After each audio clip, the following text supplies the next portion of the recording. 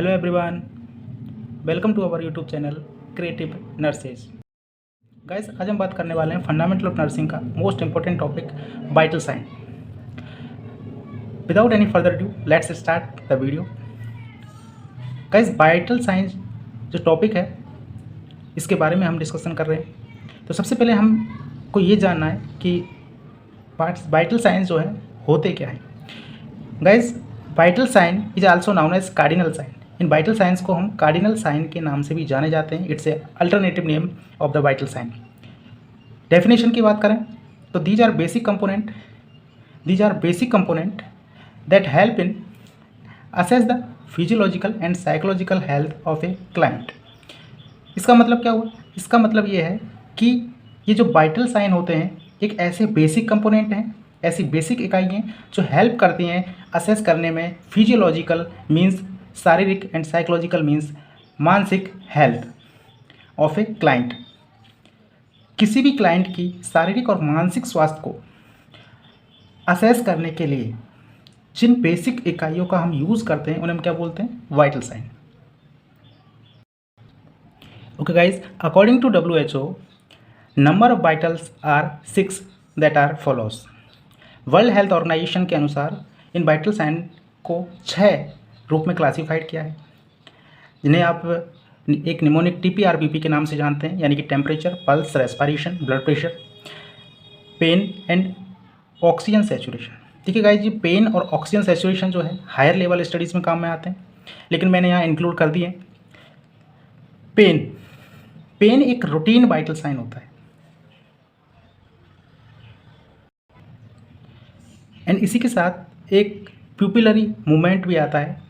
ये भी एक प्रकार का वाइटल साइन है। इसे इमरजेंसी वाइटल साइन बोलते हैं क्योंकि इसको इमरजेंसी इंसिडेंट्स के अंदर यूज़ करते हैं, like RTA road traffic accident यदि कहीं हो गया तो वहाँ इमरजेंसी कंडीशंस में इसका यूज़ करते हैं। गाइस, अब हम बात करते हैं सीक्वेंस की कि आप किस प्रकार से इन वाइटल साइन को असेस करोगे। यदि आप इमरजेंसी या कैजुअलिटी में वाइटल साइन असेस कर रहे हो तो इसका सीक्वेंस ये है कि सबसे पहले आपको रेस्पिरेशन असेस करनी है, फिर ऑक्सीजन सैचुरेशन, फिर टेम्परेचर एंड पल्स। लेकिन यदि आप नियोनेट या न्यूबॉर्न में असेस कर रहे हो, किसके अंदर? नियोनेट के अंदर या न्यूबॉर्न के अंदर यदि आप वाइटल साइन असेस कर रहे हो तो सबसे पहले आपको रेस्पिरेशन, पल्स एंड टेम्परेचर इस सीक्वेंस के रूप में करना पड़ेगा। ओके गाइस, नेक्स्ट हम बात करते हैं blood pressure. First of all हम बात करते हैं इसकी डेफिनेशन की। तो excreting force of blood against wall of blood vessels known as BP। Excreting force, जो आपके ब्लड का जो ब्लड वेसल्स होती हैं उनके अगेंस्ट जो फोर्स लगता है उसी को क्या बोलते हैं? उसी को हम बोलते हैं ब्लड प्रेशर। नॉर्मल जो ब्लड प्रेशर होता है, आई थिंक सभी आप जानते हैं, 120/80 mm ऑफ Hg होता है। आर्टिकल टू असेस BP को असेस करने के लिए मोस्टली हम क्लिनिकल प्रैक्टिस में कौन सा आर्टिकल्स यूज़ करते हैं? तो आप सभी जानते हैं स्पिग्मोमेनोमीटर। इस स्पिग्मोमेनोमीटर को डिस्कवर किसने किया? सैमुअल ने किया 1881 के अंदर। स्पिग्मोमेनोमीटर के 3 पार्ट्स होते हैं, यानी कि मरकरी इसके अंदर भी होता है, एयर कप भी होता है, ट्यूब्स भी होती हैं। मैक्सिमम रेंज जो इसकी होती है वो 300 mm ऑफ Hg होती है और मिनिमम रेंज इसकी 0 mm ऑफ Hg होती है। स्पिग्मोमेनोमीटर के साथ साथ जब हम BP असेस करते हैं तो स्टेथोस्कोप का भी यूज़ करते हैं ताकि हम पल्स रेट का पता लगा सकें।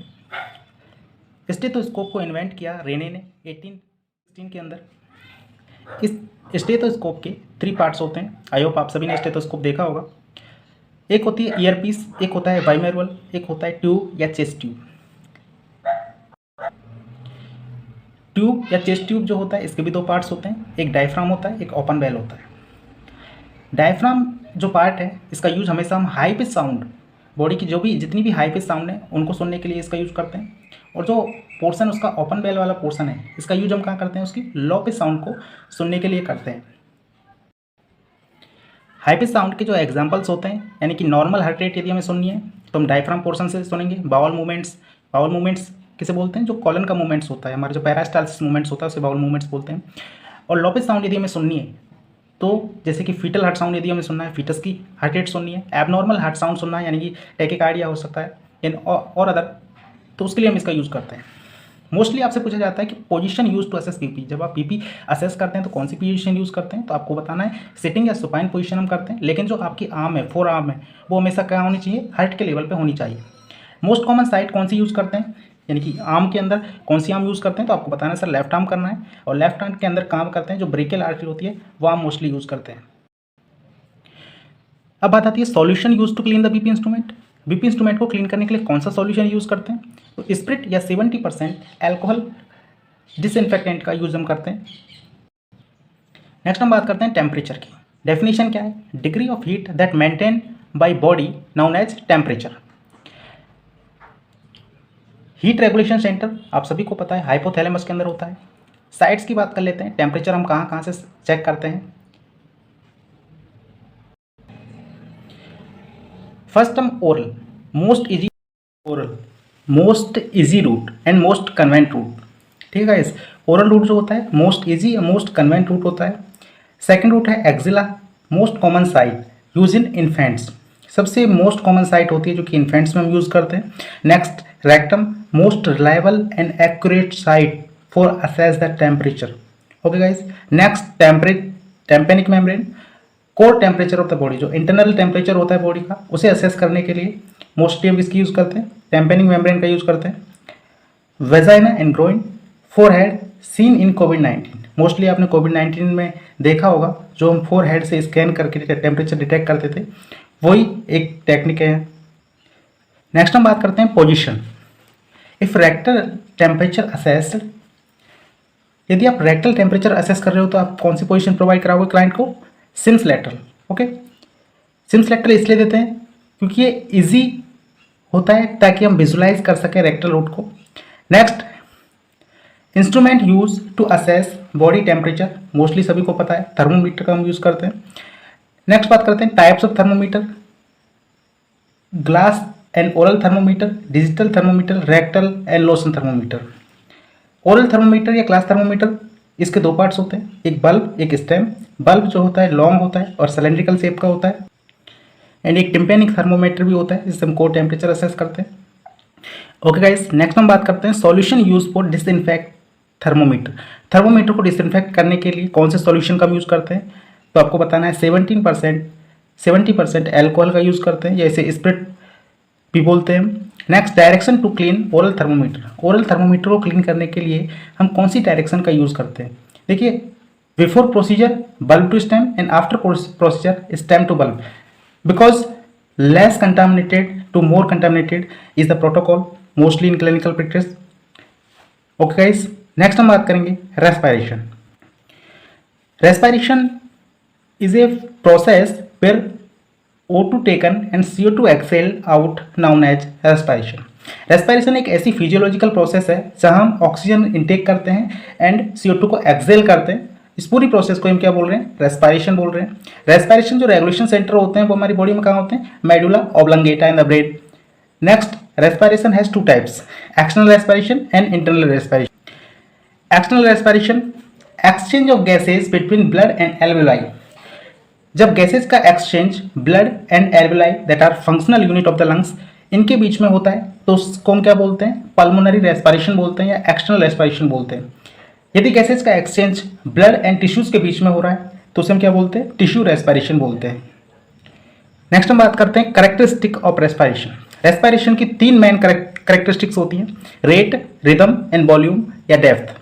Rate, number of respiration in a minute, एक मिनट के अंदर आप कितनी रेस्पिरेशन कर रहे हो उसे क्या बोलते हैं, रेट बोलते हैं।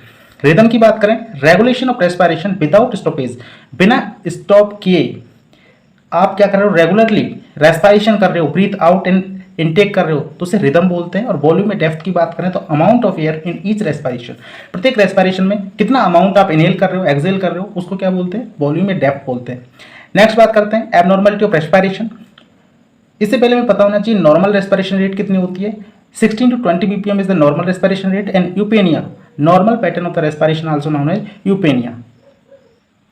Next आता है apnea, temporary stoppage of the respiration for 10 to 15 seconds, that is also known as apnea. यदि यही टाइडल वॉल्यूम 500 ml से कम हो जाए तो इसे शैलो रेस्पिरेशन कहते हैं, और यदि 500 ml से ज़्यादा हो जाए तो इसे डीप रेस्पिरेशन के नाम से जानते हैं। ओके गाइस, नेक्स्ट हम बात करते हैं पल्स। तो पल्स की डेफिनेशन देखते हैं क्या होती है pulse. Expansion and recoiling. Expansion का मीन्स होता है राइज, इंक्रीज होना, बढ़ना, और रिकॉइलिंग का मतलब फॉल यानी कि डाउन।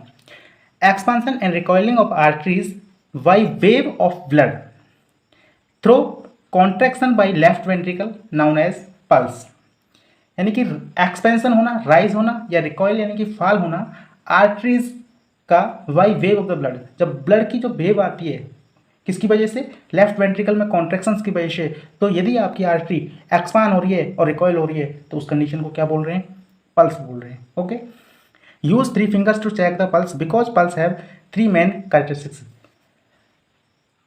3 फिंगर्स का हम यूज करते हैं पल्स को चेक करने के लिए, because pulse have 3 main characteristics, क्योंकि पल्स की कितनी 3 मेन कैरेक्टरिस्टिक्स होती हैं, वही कैरेक्टरिस्टिक्स सेम होती हैं जो अभी हमने रेस्पिरेशन में पढ़ी, रेट, रिदम एंड वॉल्यूम। बात करते हैं साइट ऑफ पल्स। पल्स लेने की मोस्टली 11 साइट्स होती हैं, यानी कि 11 आर्टरीज होती हैं जहाँ से हम पल्स असेस करते हैं। Temporal artery, facial artery, carotid artery, apical artery, brachial artery, radial artery, ulnar artery, femoral artery, popliteal artery, posterior tibial artery and dorsal pedis artery. Arterial site से रिलेटेड कुछ questions आते हैं। Pulse palpate in CPR for child. Child में यदि आप CPR दे रहे हो या तो उसके लिए जो पल्स पाल्पेट करोगे वो कौन से आर्टरी करोगे, तो आप आंसर करोगे कैरोटिड पल्स। आपसे पूछे कि deepest pulse of the body, यानी कि डीपेस्ट आर्टरी जो होती है वो कौन सी होती है, आपको बताना है पॉप्लिटियल आर्टरी होती है। Most common site for pulse assessment in clinical and routine practice, तो फिर आपको क्या